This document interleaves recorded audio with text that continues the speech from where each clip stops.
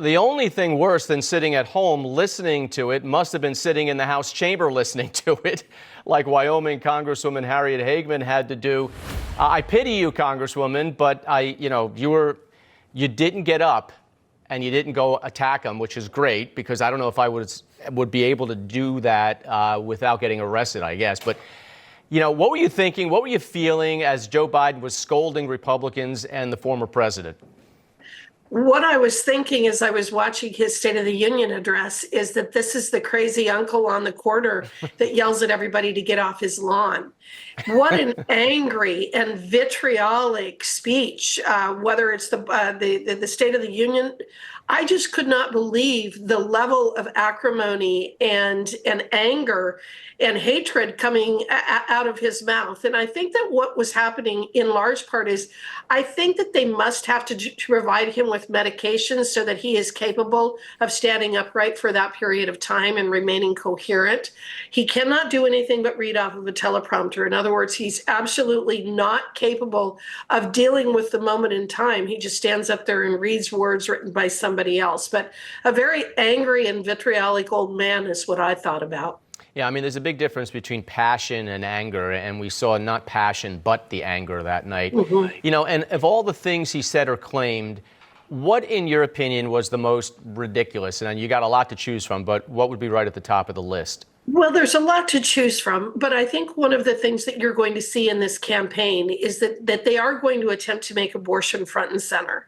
And I find that to be an interesting approach for many reasons, including we have so many crises going on, not only in this country, but around the world, in part because he's such an incredibly weak person, such an incredibly weak leader and president. But it also, I think we have to always go back to what's happening on our borders and the dishonesty that comes from Joe Biden in attempting to say that it's not his fault. It is his fault. He issued over almost 100 executive orders basically erasing both the northern and southern borders into the United States. And he did it intentionally.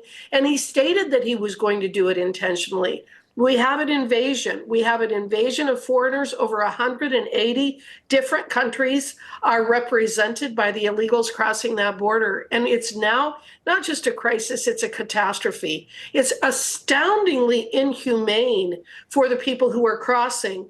But it's also inhumane for especially our working class and our lower class. We have the highest number of homeless veterans right now in our history. And you know why? Because there isn't housing available for them because of the illegal and the invasion on our southern and northern borders. So the fact that he is ignoring his role in creating this catastrophe is incredibly offensive and rewriting of history. And history is not going to look well on his actions and his policies. Was there anything in the speech or any proposal that you would agree with or Republicans could actually support? No, because so much of his speech was just one lie after another. The economy isn't improving under Joe Biden. He has adopted policies that have created incredible inflation, over 18% since he took office. His failed energy policies are not just affecting Wyoming, but they're affecting the country. And with his attempt to ban our ability to export LNG, it's going to have a severe impact on Europe. Pretty much every single policy that Joe Biden has adopted has been an absolute failure because they're wrong policies. And right now I'm watching the video as he's walking into the chamber, and you can even tell that he's not there, that he's suffering from dementia.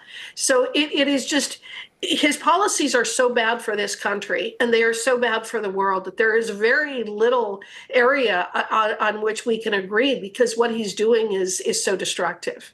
So I know he's got class, but there was a little bit of me, and I'm sure a little bit of you, that wanted Speaker Johnson to kind of rip up Biden's speech at the end, huh?